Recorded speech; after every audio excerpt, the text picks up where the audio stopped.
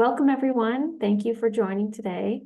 My name's Sarah Mason. I'm a Senior Policy Associate at the Nicholas Institute for Energy, Environment, and Sustainability at Duke University. And I'm going to start us off today with a few quick notes before I pass things over to our moderator and panelists. So first, I do want to share that we will be recording today's session, and we will also be sending around a link of the recording to everyone who registered if you want to return to any of this content. I also just want to let you know that after the presentations and comments are finished, we will have a Q&A and take some audience questions. So if you do have any questions that pop up during any of the remarks, please type them into the Q&A box and we can try to get as many questions answered as possible at the end. We do have two hosts of today's webinar. The first is the National Ecosystem Services Partnership, which is an information and knowledge exchange hub for policy work and research on ecosystem services and nature-based solutions. And our other host today is the Environmental and Water Resources Institute, which is a part of ASCE. So that's the American Society of Civil Engineers technical source for environmental and water-related issues. And if you're interested in today's webinar and want to find out about future events like this and get a quarterly newsletter with ecosystem services and nature-based solutions updates, you can sign up for the NESP mailing list, and I'll drop a link to that in the chat in just a moment. But before that, I'm going to hand things over to our moderator, Lydia Olander, who's a program director at the Nicholas Institute for Energy, Environment, and Sustainability at Duke, and who recently returned to the university after a 2-year stint working on nature-based solutions and climate resilience at the White House Council on Environmental Quality. And she also spent 5 years on the Environmental Advisory Board for the U.S. Army Corps. So you're in good hands. Lydia, take it away. Thank you, Sarah. So I'm very excited to have this webinar today. Given my past work, I'm thrilled to see this work moving forward.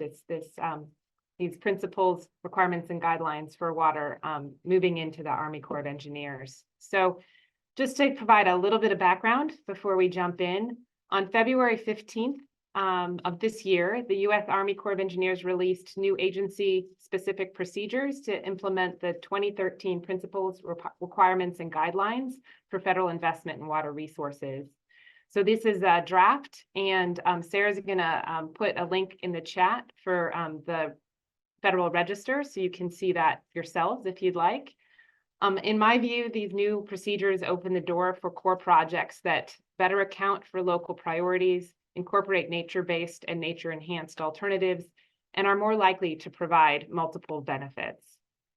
This new policy could be a game changer for the Corps, moving from a benefit cost analysis-based decision-making process that prioritized national economic priorities to a more nuanced and holistic process that incorporates local priorities and puts social and environmental effects on equal footing with economic. So I'm very excited to introduce our panel today and have a discussion of these new draft proposed ASPs, as they're called by the Corps. Our first speaker is Sally Ericsson. She's former Associate Director for Natural Resources, Energy, and Science at the White House Office of Management and Budget, and former Associate Director for Natural Resources at the White House Council on Environmental Quality. In these roles, Sally was involved in the development of the principles, requirements, and guidelines for water resource investments. I'll turn it over to Sally.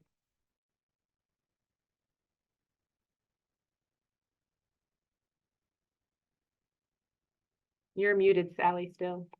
Muted. There you go. I just had technical problems. Here we go.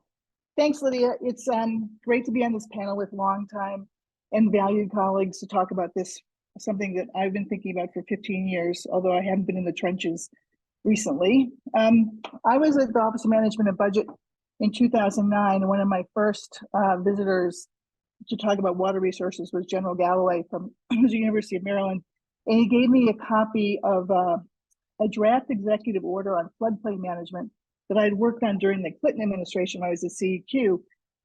We didn't get out the EO out the door during Clinton, and General Galloway told me that I should get it out the door during Obama. So it just kind of shows how long it takes to get water resources reforms done. When I was at CEQ in the 90s, late 90s, it was only a few years after the Mississippi floods. and General Galloway's after action report, which helped people think about how to do floodplain management differently and disasters differently, and think about non-structural solutions to those issues.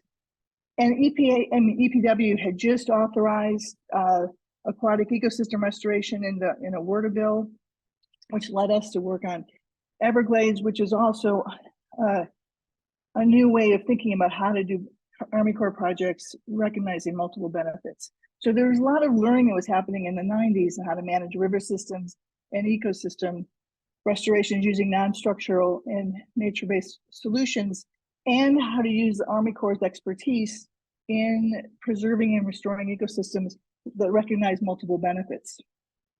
So then a few years later, right before the Obama administration, WRDA mandated in 2007 that the administration revised principles and guidelines, which was driving decision-making in the Army Corps.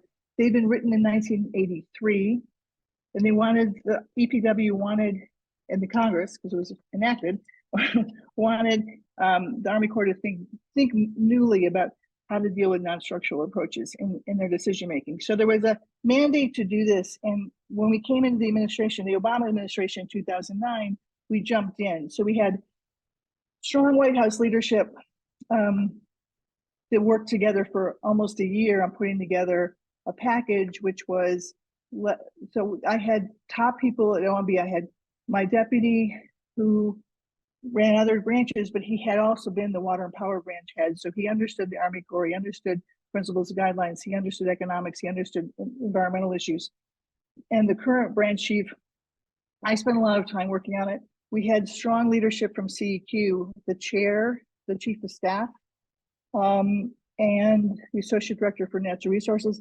And really importantly, we had help from the deputy assistant secretary of the Army Corps, who I had known from doing Everglades work during Clinton, and he knew the Army Corps extremely well, and was very thoughtful about both the rigor we needed and the environmental benefits we were looking for. We worked really hard to get a proposal out the door, which took almost a year, but we argued about every word, every concept. We ran stuff through. Then we did strategic planning with the military leadership of the Army Corps, which I think was unprecedented. We had CEQ, OMB, and the Army Corps folks and the civilian leadership to do strategic planning, which was, so they understood where our heads were as far as a policy direction, and it was that was unprecedented, I think.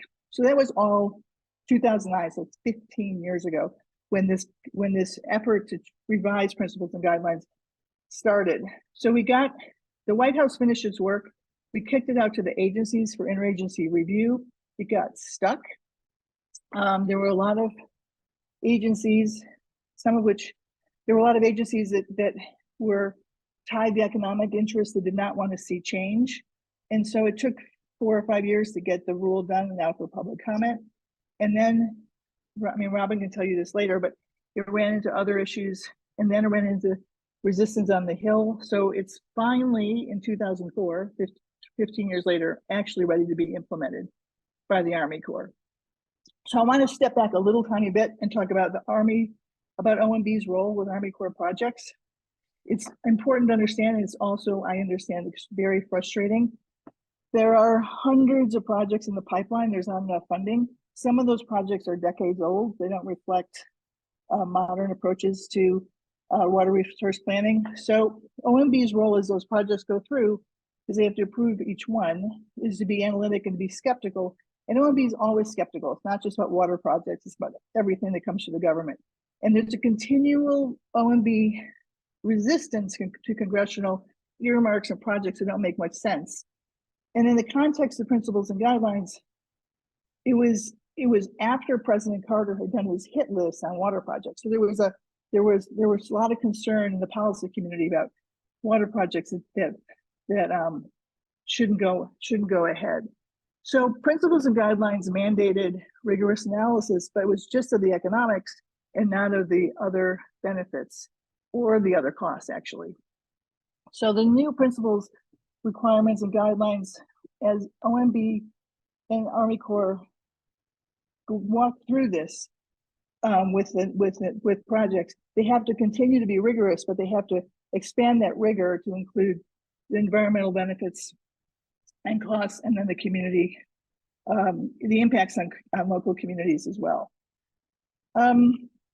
So someone, I sat in 2 different places in the White House in 2 different administrations. So taking an all of government approach is very important to me. And it's important for the Army Corps to implement these guidelines, because agencies need to be on the same page, and they need to work together with local communities and stakeholders early and often. I think I think the revisions will help expedite that. They need to widen the analytic lens on water resources projects, especially as climate change impacts and disasters are more frequent. And they need to take a watershed approach too, and use the best available science and analyze the social and economic impacts of projects.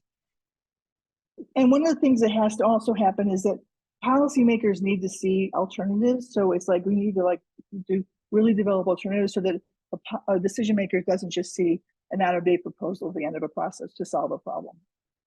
So most of these concepts were used in the ecosystem strategies during Clinton and the Obama administrations, the Everglades, salmon restoration, the Chesapeake Gulf Coast, the Great Lakes.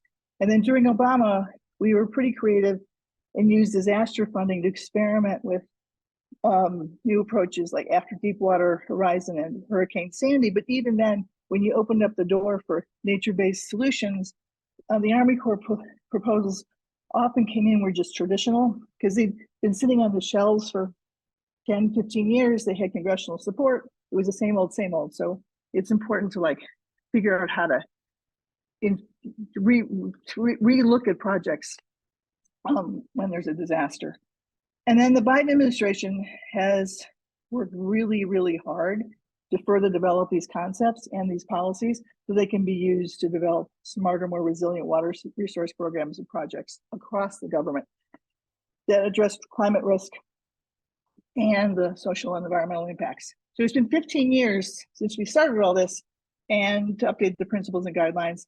And I haven't been around for the last 10, but the Army Corps needs to swiftly and effectively implement them. So it's work from the bottom up, uses an integrated water resource management paradigm and the best available science to build projects they built for the 21st century, not the 20th century. And there's a very small window to get this done. And it's not just a political window or a bureaucratic window. As we see climate change and the more severe impacts from climate, the nation's going to demand more and smarter work from the Army Corps. Thanks. Thank you, Sally. We appreciate the context and the background on all of this. Very helpful. So I'm now going to turn to our next panelist, our speaker, Robyn Colosimo, the Deputy Assistant Secretary for the Army for Project Planning and Review, to tell us about the proposed agency-specific procedures. Great.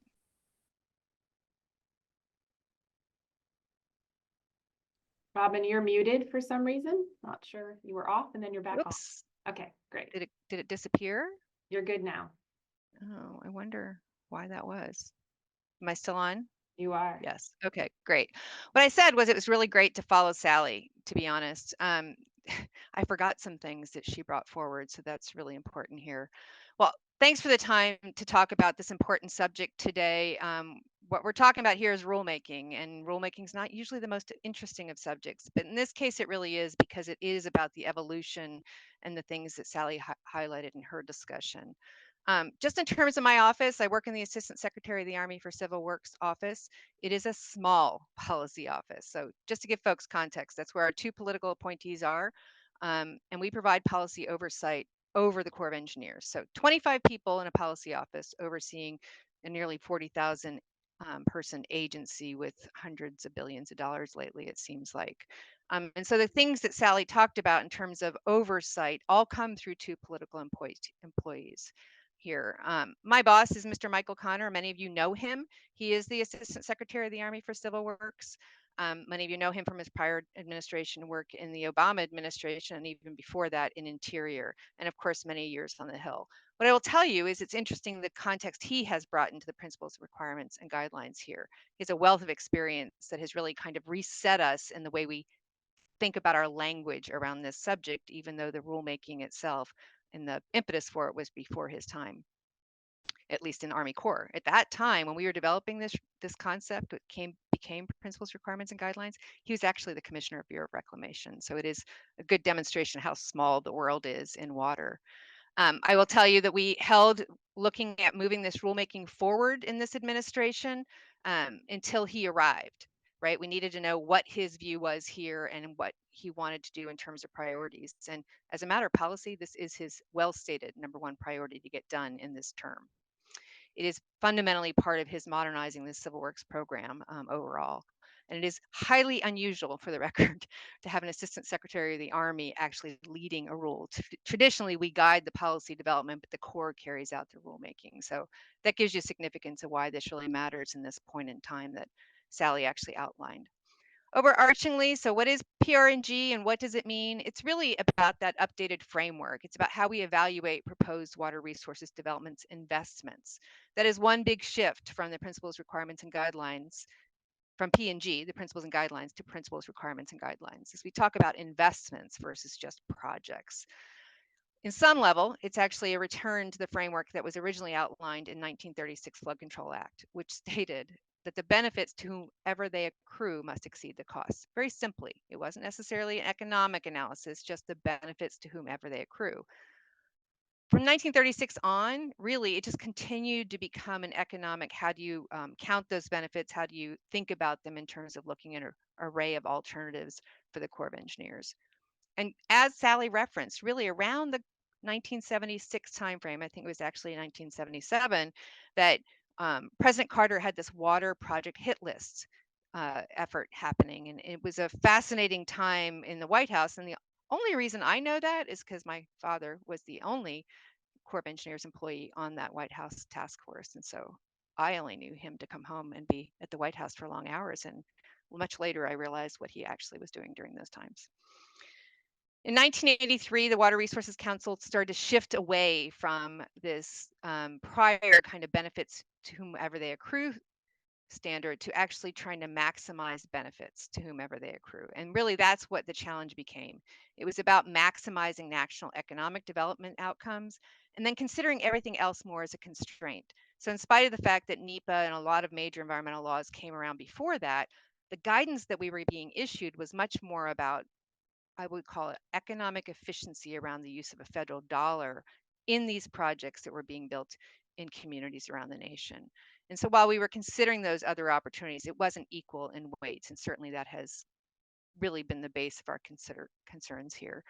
In 1986, however, I think it got even more complicated, and some folks see this differently, I will admit, is that when Congress legislated cost sharing, it actually then became about the local communities' cost sharing requirements also concurring in this project, which in many communities made it a bit more heavy-handed about who represented those communities. Is it a broad set of communities? Is it a state public agency? Those kind of things played out differently in different regions of the country.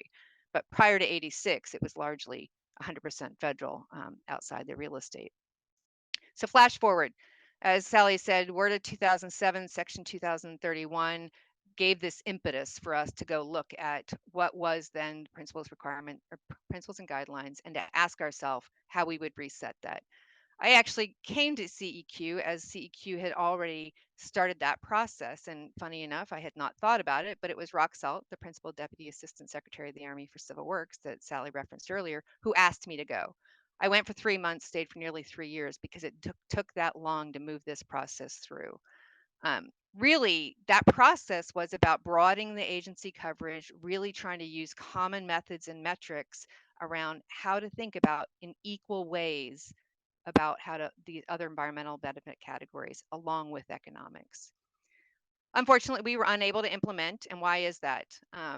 Appropriations restrictions came to us, I think, in 3 separate fiscal years, I believe, in starting around 2012, that basically said the Corps is prohibited from implementing this new rule.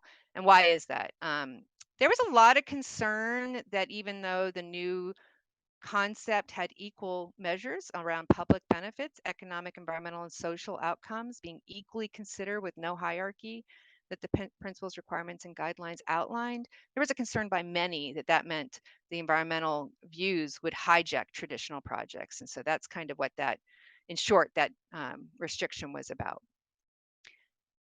Appropriations restrictions went away around the end, I think, of the Obama administration, but it was very difficult for us to be able to move anything forward. Flash forward, we're to 2020, Section 110 actually directs the Corps to issue our agency-specific procedures. Last administration, we looked to try and actually move them forward, but we're unable to garner support for rulemaking. And so here we find ourselves in this administration, the Biden administration, able to do that. And so that's why it's a really important point in time. I will also remind you that comprehensive benefit memo that Mr. James authored in last administration was actually the sort of a step in that direction towards PRNG without an ability to do rulemaking. It was lifting up broader considerations, perhaps with different words that this administration would use, like rural versus environmental justice communities, was his way of saying, I believe in this. I think PRNG needs to happen. And interestingly enough, so does Mr. Connor. Rulemaking was prioritized when Mr. Connor came on. It has taken us 2 years to actually go from drafting a rule, conducting substantive outreach, to being here today. And the goal is to get it done this year. There is a big belief that actually, if we don't do it now, it'll never happen. And so 14 years later, it's a really important moment in time. I think the way that we think about it here in the Secretary's office is it's a return to our roots, really, with modern eyes, right? A lot more tools, a lot more information, a lot more ability to engage with communities about their broader needs. In that regard, we literally think it looks at supporting broader decision making, community level, Congress, interagency, NGOs, sponsors, et cetera. There's just such an ability to think about a broad array of alternatives. It really shifts from this maximize economic driven role to strive to maximize public benefits. And I really want to focus on that word strive. One of the most interesting times when we were developing this new concept that became PRNG was sitting around a huge table. I believe, Sally, you were there, in the CEQ conference room, trying to figure out how you would then maximize public benefits. Would you go into trade-offs among categories? And one of the best advice I could give her was, I think it's great to maximize, but once you go down a maximize door, you're in trouble, right? You need to strive to do that, but you don't want it to become such an effort. You spend a lot of money and then you end up with a very difficult inability to make a decision, right? You've boxed yourself in. So that's why it says strive to maximize, right? It's about how you let others describe what they think is maximize, and let other projects to emerge. It's really about framing the alternatives in the end. So those public benefits are economic, social, environmental, can't emphasize that enough, equally weighted, no hierarchy, right? And so it's about aligning that information, getting that tabular final output after a lot of good science and analysis to include climate change, and putting those different alternatives out there in the final array that allows us to provide transparency among these broader beneficiaries. You will note that even though there is not a detailed part of this rule, it's a pretty long rule package out there, but really it's about beyond the actual front part of the rulemaking, it's really about how do we frame a certain set of alternatives in a final array. As an example, 2 things we require in the final array of any solution being put forward now in this proposed rule. 1, a non-structural solution, if it exists. That was also part of the principles and guidelines. That's not really new. It hasn't just been a habit in recent times. And then second is the new part is, and if their nature-based solution exists in whole or in part, it should make it to the final array. Those things are really important in terms of informing investments across a community, right? So this allows us to be more thoughtful about the kinds of alternatives that we can consider. This is about authorizing the right project, as Sally kind of indicated earlier.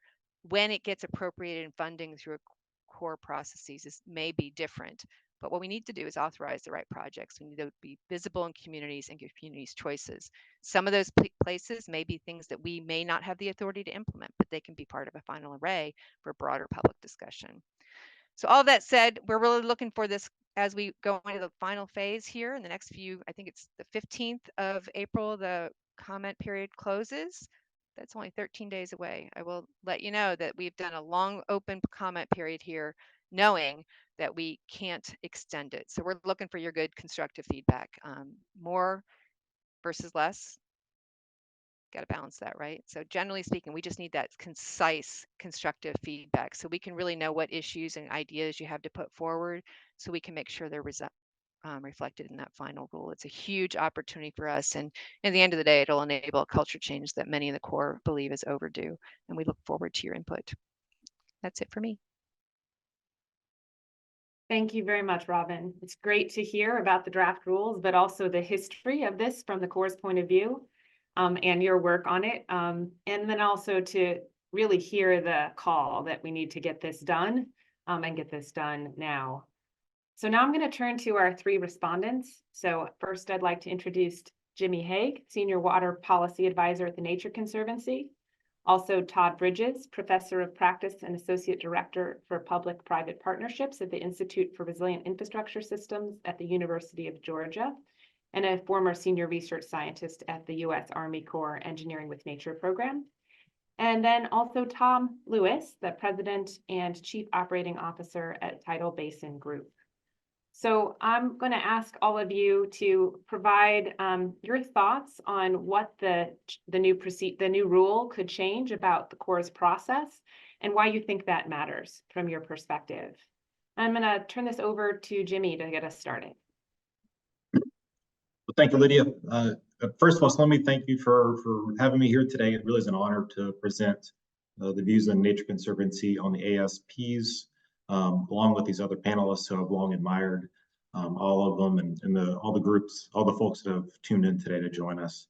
I remember when we were at a symposium at the National Academies when the Assistant Secretary first announced that this was going to hit the street the next day, and Lydia, I felt like you were about to jump out of your seat and applaud. And I was right there with you because, like as Sally said, this has been a long time coming. I think a lot of us have been asking for just this for many, many years, certainly as long as I've been working on it. So this is really a watershed moment that we've reached here to see these on the street. And I'm really hopeful that the Corps can get this done this year. So there's a lot to like in this proposal for the community engagement, the environmental justice considerations, the climate change considerations, the respect for tribal sovereignty. There's a lot there that leads to a better planning process. I want to try to focus most of my remarks today very much in a nature-based solutions lens.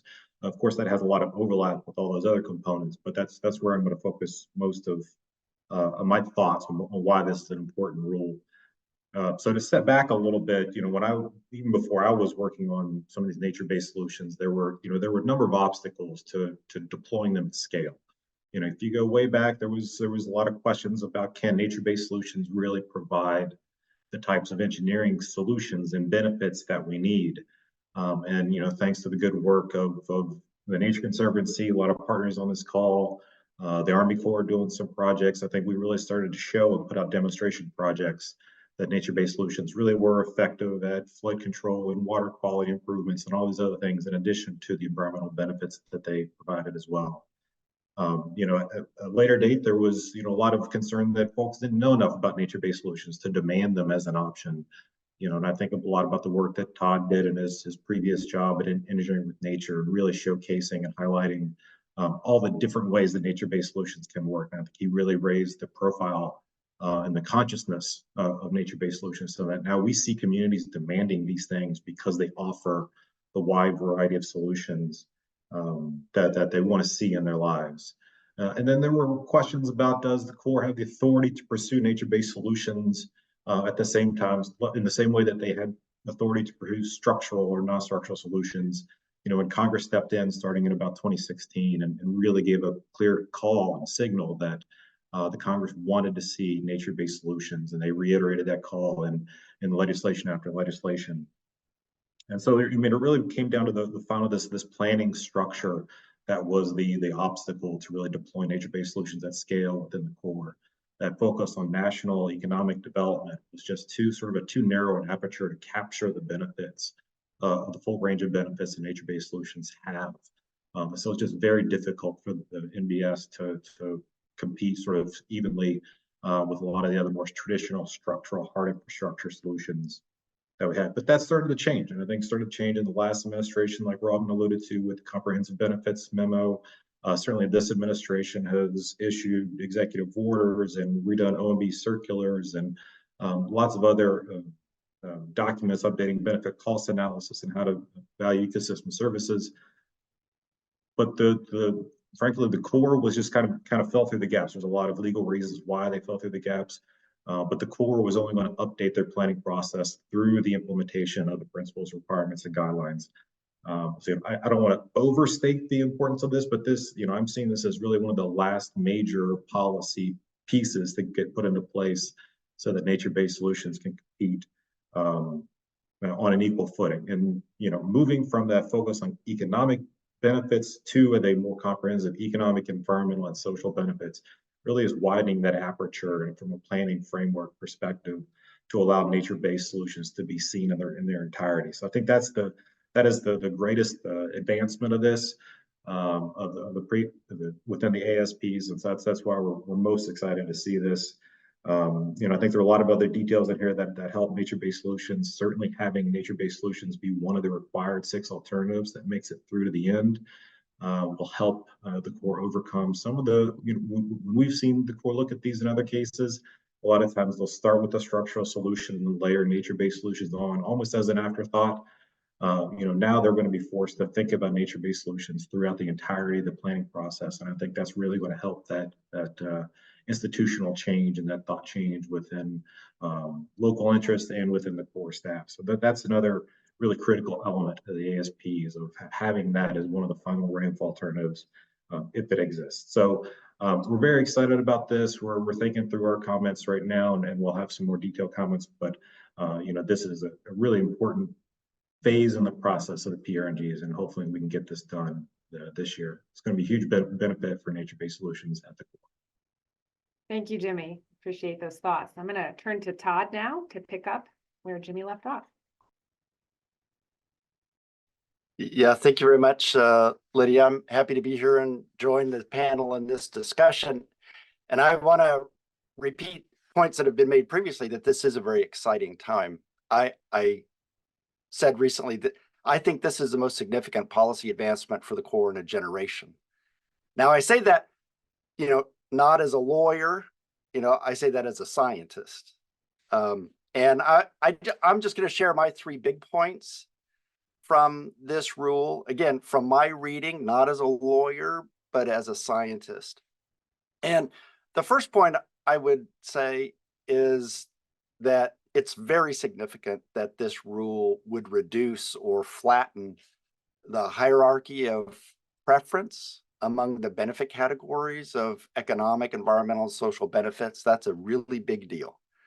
The PNG, as has been described, and how it was implemented over the last 40 years, there was a clear policy and procedural preference for a narrowly framed subset of monetized economic benefits. That was essentially the purpose, much of the purpose of that policy. For example, monetized avoided flood damages to structures, right, in the context of flood risk management. But then you look at, for example, I'll just pull out one sentence from this proposed rule. Quote, economic, social, and environmental effects and benefits shall be incorporated into the analysis of alternatives, period. Okay. And words that elaborate upon that are used elsewhere within the rule. The second big point for me, and why I'm excited and others are excited, is that both monetized and non-monetized benefits have standing in the context of decision-making. So we flattened the hierarchy over the preference among benefit categories, of economic, environmental, social benefits. And now monetized and non-monetized benefits have standing. I would say something close to comparable, if not equal standing in the context of decision making. That's a big deal too, because monetized benefits clearly are important. They're important for a whole variety of reasons, and as a kind of a methodology for understanding the distinctions between alternatives. But you can't capture all the important contributions of a project that way. You know, there are just limitations in your ability to convert everything into a dollar. So you're eliminating potential bits of evidence about what projects can contribute. So, you know, just another quote, you know, the analysis will evaluate the economic benefits and costs, environmental benefits and costs, and social benefits and costs of alternatives, regardless of how they are included, open parentheses, monetized, quantified, or described, close parentheses.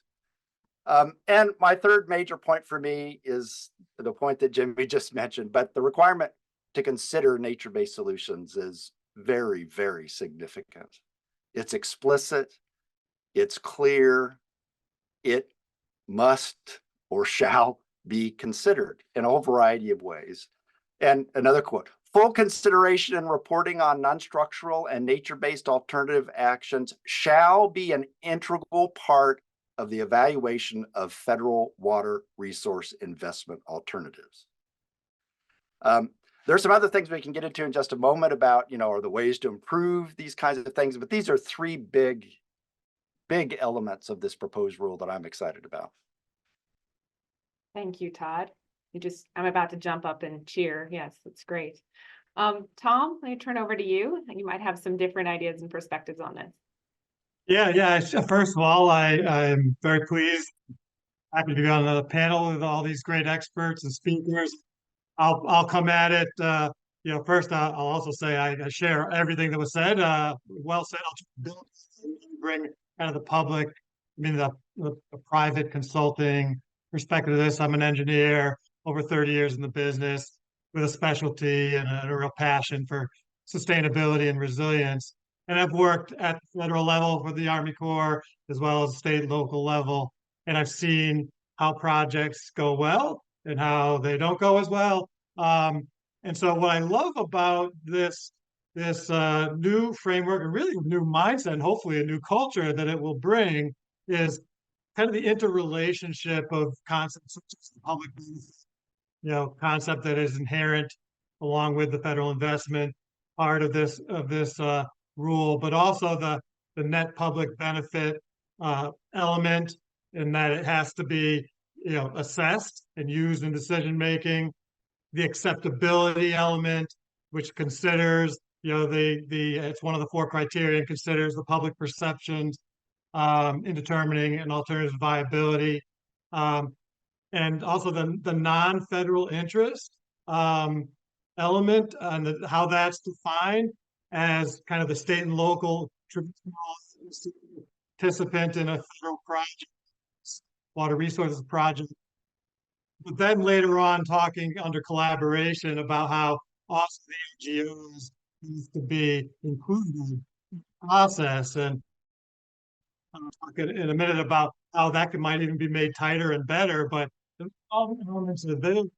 And it really could bring transformation just in general in the process. So you're not just checking boxes, and as both Jimmy and Tiffany do in different ways, it's not just a nature-based solutions piece isn't just a box to be checked.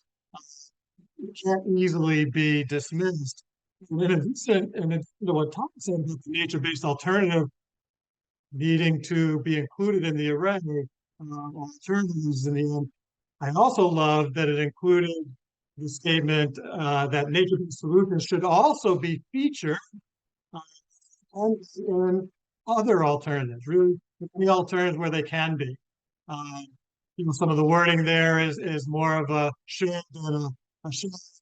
Could be stronger, but the fact that it's even there and that continues to reinforce this notion of alternatives, including structural alternatives, and also include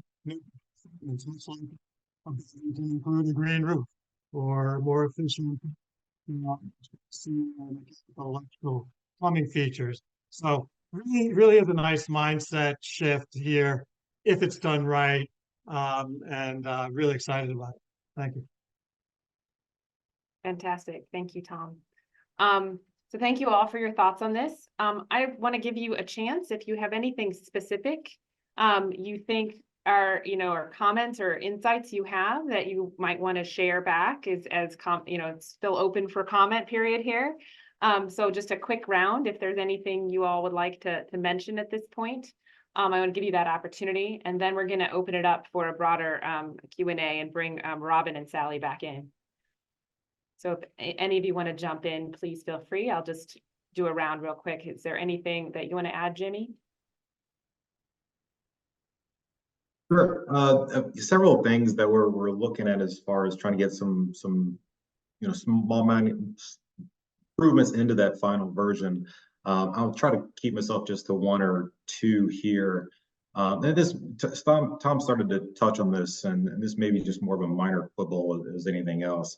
Again, having, there's a requirement that nature-based solution alternatives is in that final, if one exists, in that final array of 6 alternatives.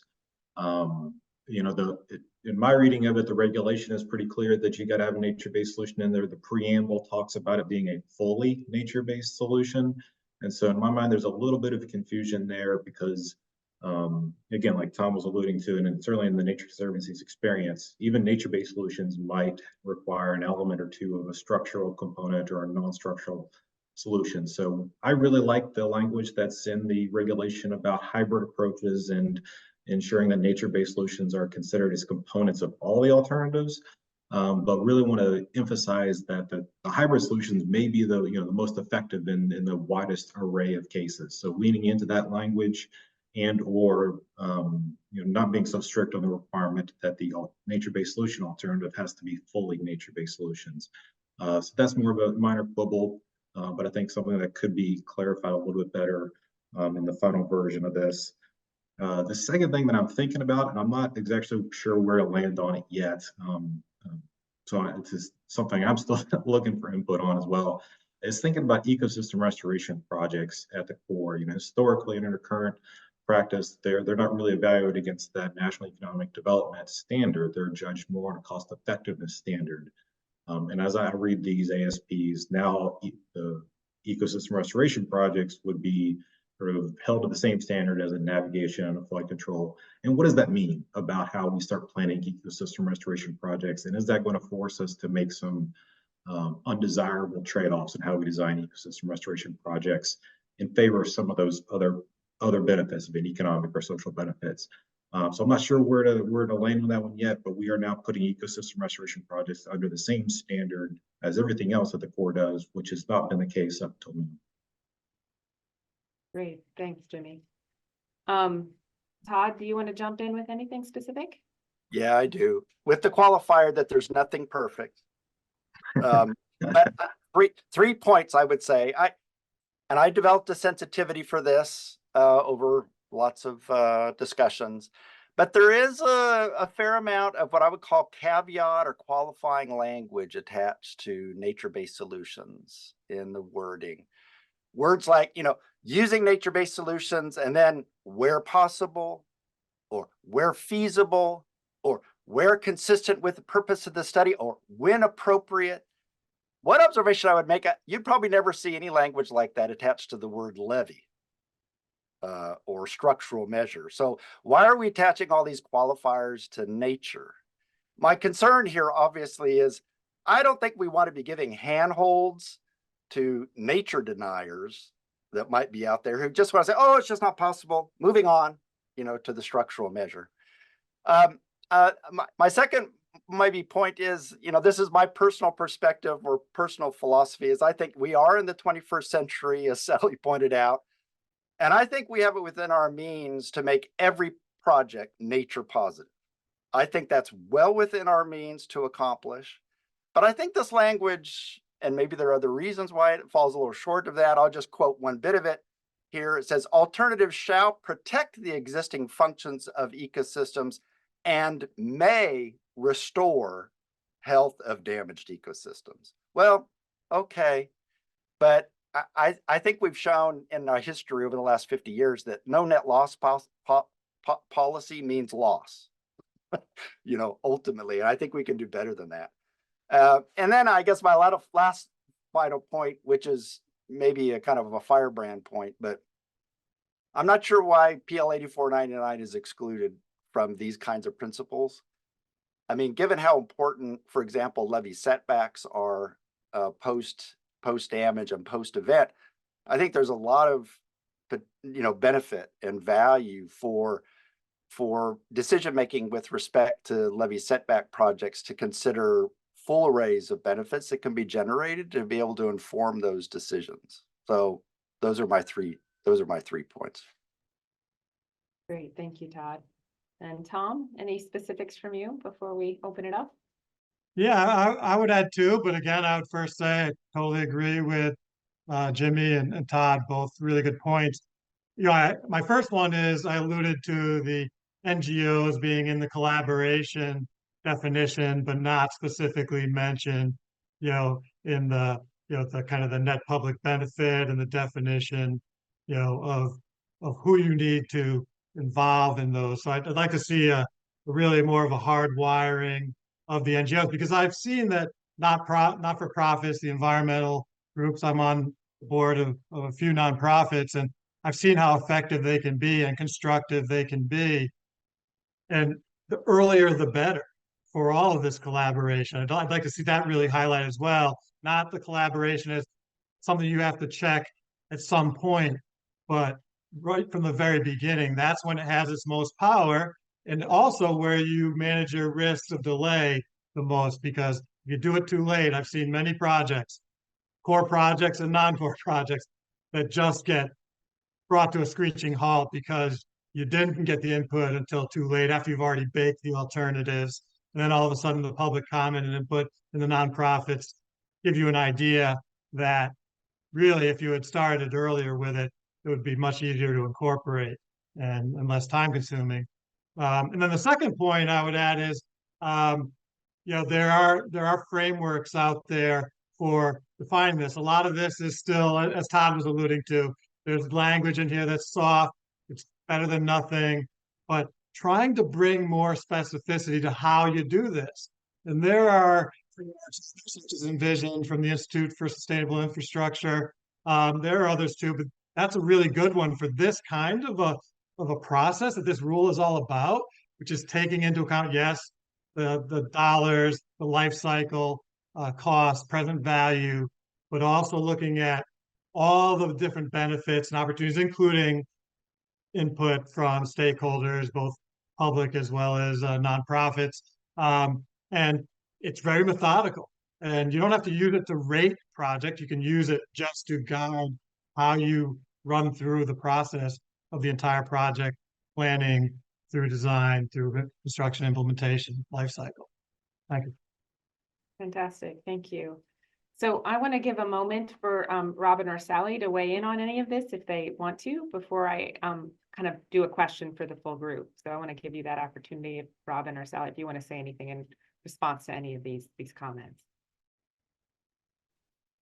So I think everybody's hitting points that are important, right? And this is part of the public dialogue, right? Is what do you see? What makes you worry? Why are things in conditional language and those kind of things? And so I think most folks probably feel that way about some subject they read. It's also a pretty long document. So, you feel one way when you see it the 10th time, it feels differently, right? And here, the intro part of it is where all the charge questions are. And so that sometimes has a different context, the way it's written for the actual rule. But I think these are really important points to raise. I think one of the ones that you just hit, Tom, particularly is usually what we hear from folks is, I need more procedure. I need more specificity. And so the only thing I will remind folks about, and see if Sally disagrees with me, is that good policy probably covers 80% of the situations, right? When you get into that last 20, the procedure ends up inadvertently implicating one area more positively and another area negatively. So that's the thing we're trying to craft here, is to figure out from the public review what additional things people reacted to now that we've got something out, and how do you hit a good mark and still leave an area where special conditions in special regions aren't inadvertently affected, right? And that's a really hard thing to say because this applies to everywhere in the country. And so we want to make sure things get full visibility. We want to make sure that they get visibility and equal consideration. A lot of times the specificity is about a project specifically in your mind versus how it might look from Mississippi to California to Texas or up to the Northwest. And that's to me the area that's really hard. So looking for all that good input, I didn't see anything I objected to. Over. I think the projects, the comments are great. This goes to Robyn's point. I mean, the specificity issue is really important because when you're a civil engineer in the Central Valley of California, you need a lot of guidance. So it's like there's this balance because you want to make it as easy as possible for the folks on the ground to implement these policies, and that's a challenge when you're putting a rule together. Because the rules are, this rule is probably at 15,000 feet, not 30, but it's still really hard. Well, Yeah, I do want to add one other thing real quick, Lydia. So when we talk about has the Corps done this, and Sally mentioned this backlog of projects, which in 2017 we actually counted. I'm not really sure if we have a number now. I'm pretty sure it's still growing. But when the infrastructure law, the bipartisan infrastructure law came forward, some of the best examples of what a comprehensive benefit project looks like were the ones we lifted up there. Because behind the scenes, when we knew money was coming and we were helping Mike Connor kind of navigate with OMB, his counterpart, which ones should we do and how do we think about them? There are a whole lot of projects we moved through that window where we could say, this doesn't show anywhere in the report, but let me tell you why it matters. It could be anything from Stu Locks. Yeah. Right. We did that in the Recovery Act too. We didn't have as much money Yeah. in the Recovery Act as you did, but it's like you use that opportunity to move the best projects to be an example. This is right. Right. And so there were 2 White House fact sheets published on our program. Never in history has that happened. And if you look at the language, what's written in there is not actually what was in the report, right? It highlighted a specific attribute that would have been in these other categories. So it's one way to think about how sort of wedging it on the other side will come out in practice here. Over. Great, thank you.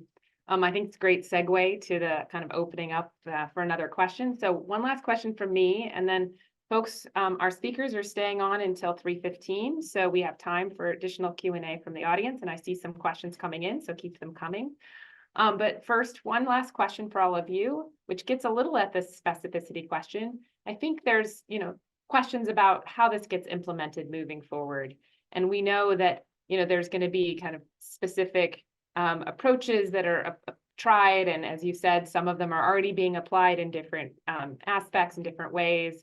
And I think, we're still learning by doing in this process. And so I'd love kind of thoughts about how we balance that need to kind of learn best approaches for this new way of looking at projects with kind of specificity and implementation support for districts moving forward. So I was just going to open that up and start with kind of jump in and call on folks who would like to answer this question.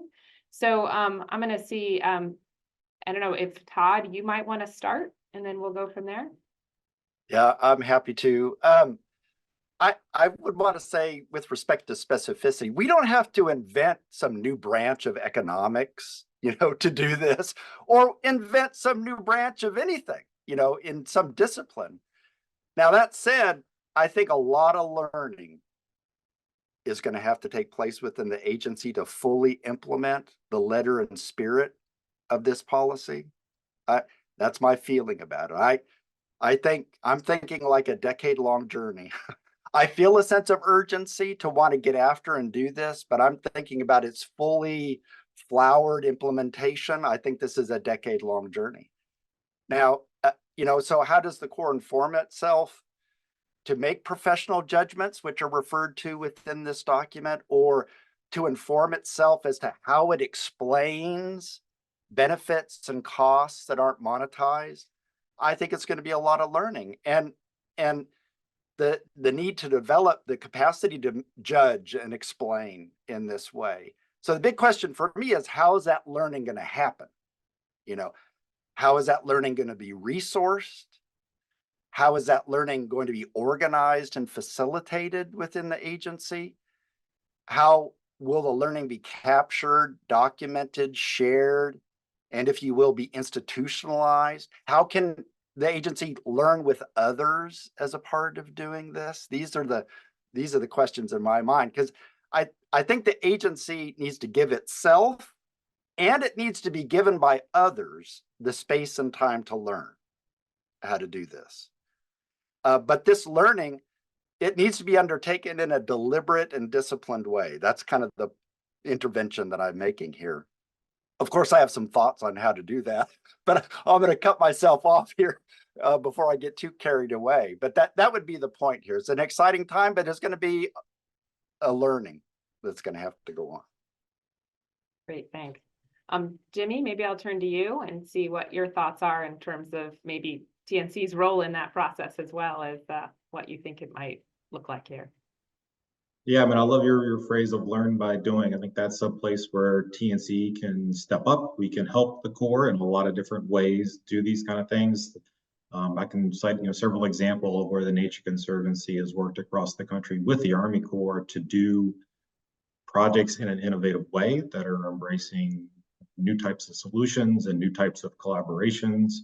And we need to be able to convene, and that's something that other thing that TNC excels at. So we're convening local stakeholders across the full swath of public officials and local interest groups to come up with a comprehensive solution, a watershed scale solution. So I think TNC is really well placed to help the Corps learn by doing it and try some innovative things. And as we are in this process and we see we need new tools developed for planners to use or new policies to add some clarity within the ASPs, I think we can do that. And I also would really love to see some encouragement of innovations. No offense to any of my friends at the Corps. I mean, it's not an agency that changes quickly or rapidly or innovatively. So I would love to see some leadership from the top of demanding and encouraging folks to really embrace some new techniques, that we've seen. And it's not, again, like I think several speakers have already talked about, it's not like we don't know how to do this. We've seen this in several different places. So let's get on with it and start trying some of these new things. I think we're ready for it, and TNC for one is eager to help out to get some of these on the ground. Thank you. Fantastic. And Tom? All right, into my mute button. Yeah, I would like to build on what Todd and Jimmy said. Todd really honed in on learning, and Jimmy amplified that, and then Jimmy also talked about change, right?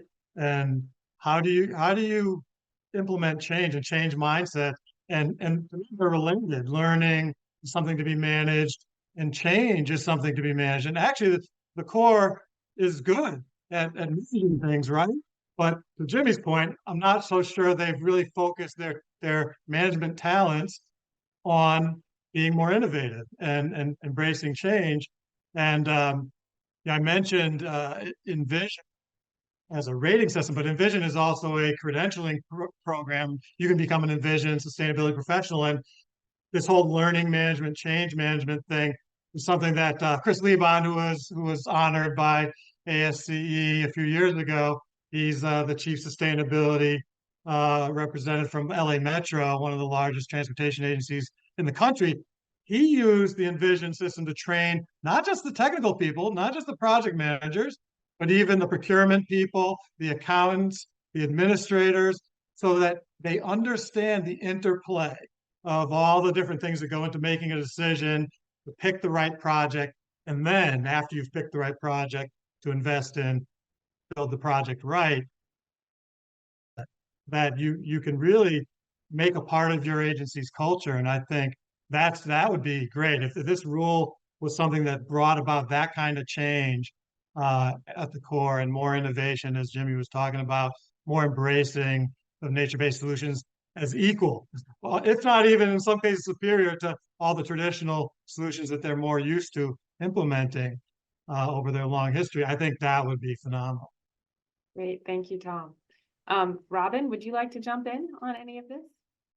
Yeah, sure. I mean, I agree. This is a really important culture change, right? It's also happening at the time where you have a changing workforce, right? And so that's one thing folks need to think about in a broader context, is that a large portion of the Corps has been doing this for a long time. And I spend a lot of time in the can't versus can world.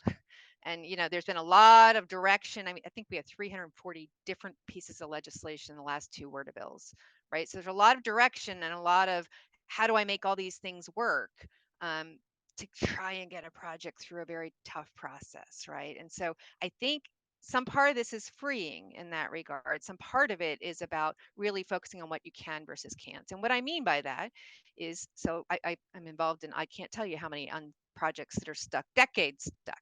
And some part of it is engaging from the secretary's office or in headquarters, which isn't typical. We are a bottom-up organization, is to really kind of use those projects that have been stuck and ask the questions what they're stuck on and try and give clearance on how to think more broadly. A large portion of these issues go about whether OMB will budget for it. And what I always say is it's great if they budget for it. Everybody wants a budgetable project. But if you don't get the project authorized that represents the larger community and put forth something that we may or may not be able to cost share, we're not helping anybody. So we got to stop the optimization of cost share from communities that really, it's up to Congress to decide. We can apply cost share law, but we should be formulating with that broadest set of what we hear in that final array and making those recommendations based on those communities. And that may or may not involve substantive core equities. That's okay. It's also true that we need to not be so afraid. We're doing too much study. And so I do need to remind folks that WRDA 2014 still applies here. The 3 years standard of studies, and by exception a little longer. And so focus on what you can get done under this new framework, knowing the next WRDA cycle is coming in 2 years is a gift. There's nothing wrong with building a piece or going after a piece and then continuing that momentum. I think some part of this momentum, Jimmy, Tom, and Todd, is what you're talking about. It's not just the culture change. It's not making it so big and so long, nothing happens. That's the worst outcome for everybody. Over.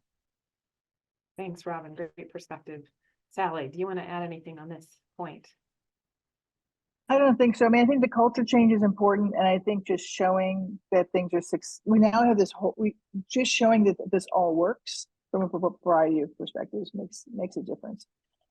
And then the workforce challenge is something we've been talking about for 20 years. So it's like getting new engineers in there who understand how to do this stuff differently is really important, and giving them the freedom and opportunity to actually show that they're being successful. Great, thank you. All right, Sarah's going to help us manage some questions here, so jump on in. I've been combing through the questions that have come in the Q&A, as well as some that came in actually at the time of registration. And we have one here that I think will help just make all this a little bit more tangible. Someone asked, could any of you provide or discuss either a real world example or a hypothetical case that you have in mind of how this rule could actually affect a project's benefit cost ratio? I'll give the big picture, and then I know my friend Todd's going to add to it. So what's really important is the benefit cost ratio is actually only about the budgetability. So that's really about maximizing the BCRs so that you can actually qualify for money on a every year kind of standpoint. That's important, but really it's about maximizing the public benefits right here. So this quantified, unquantified, monetized, non-monetized, and in just sort of the plus factors, if you will. It's more about those final array and giving those attributes of benefits. And to be honest, you could find, if you have 6 projects with 6 different alternatives in each of them, you have all these things to consider, you could find it's not clear which one's the best. There could be 3 that are the best. And so we really have to come back to the idea that perfect's the enemy of the good here. And so processes that are over-reliant on quantification and don't tell the but-for story about what will happen by not investing in one way or another in some portion or hopefully whole solution that a community needs now is really a bad government. I mean, that's the best way to think about it. And that's what I think the climate change discussion really is about. Over. Well, Robyn compelled me to respond. She's heard me use this example before too, and others have as well. But to think about the YOLO bypass in Sacramento, I'm not sure that project as it exists today could have been implemented under the P&G. It's probably the country's pinnacle project of a multi-purpose project that has nature-based solutions in it and other things. And in fact, there's more benefits, I believe, to be gained in that project through further investment. And I think within the P&G, they'd struggle to figure out how to justify and expand it. So I think that's a great example. It's not just theoretical. I mean, the first structure was built on that, the Sacramento Weir, in 1916. That project's over 100 years old. And I think it would be a good case study, actually, for looking at these kinds of projects where you've got these economic, environmental, and social benefits in full display to everybody. So how do we build on that?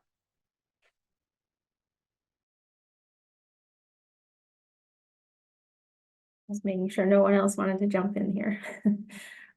So one other question, or we have a couple questions asking about how the new rule could be applied to older projects or to revisit older projects. So this maybe is specific questions by those working on these types of projects. But someone asked about projects that have been authorized previously but are still in pre-construction. Do those need to be reevaluated using the new rule? Or on the other hand, we had someone asking about whether projects that were already decided could maybe be revisited under the new rule. Will that be possible?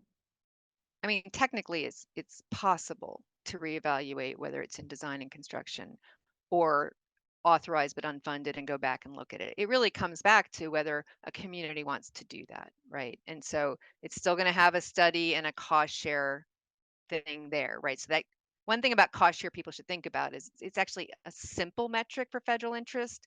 Back in the day, it was thought, well, a community really wants a project, they put money forward.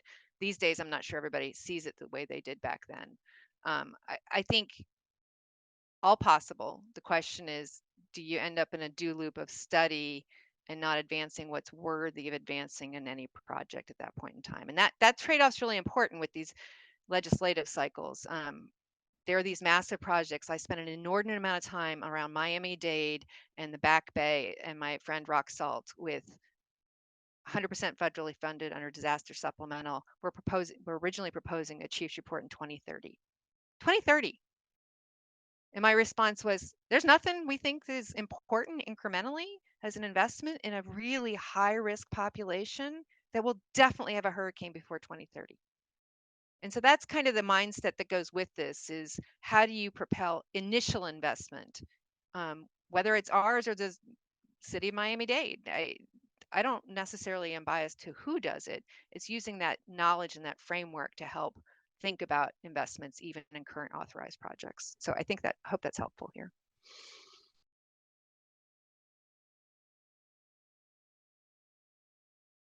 All right.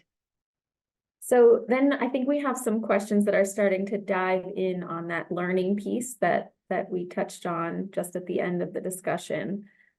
So we have some questions asking about, are there identified or established models or methods of quantification for evaluating benefits of nature-based projects yet?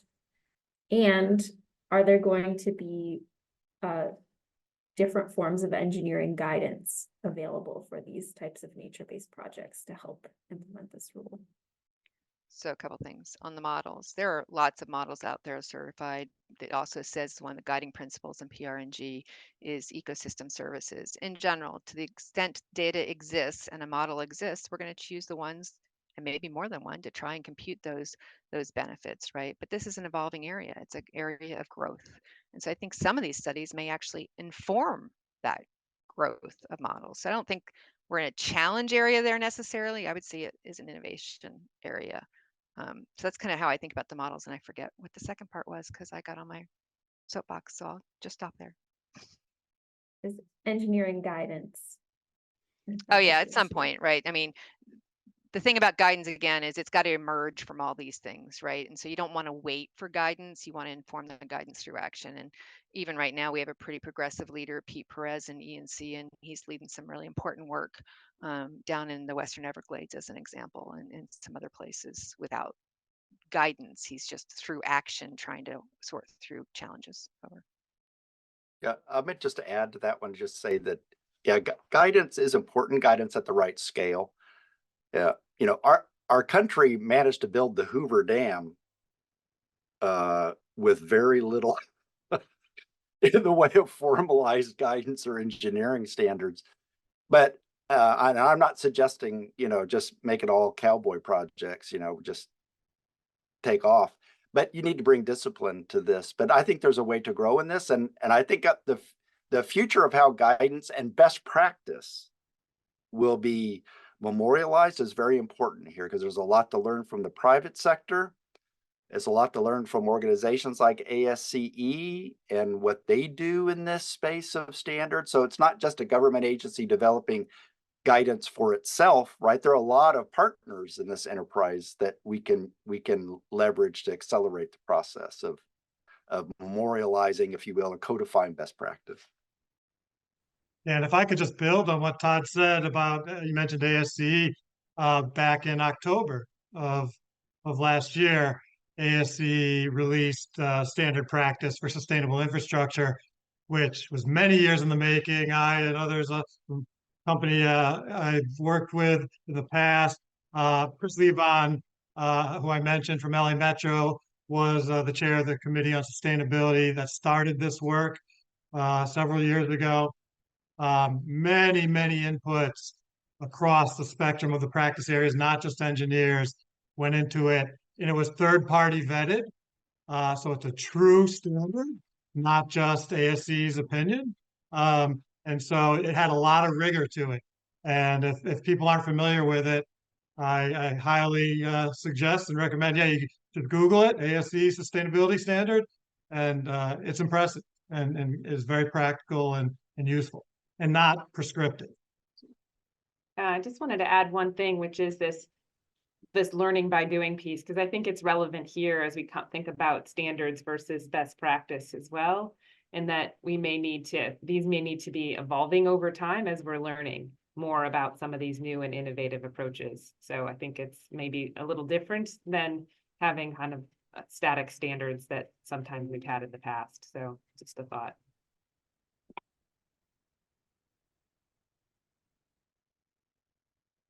Well, I think we only have 1 minute left, so I might hand it back to you, Lydia, to just close us out, because I don't know that we can get a whole other question answered with just a minute.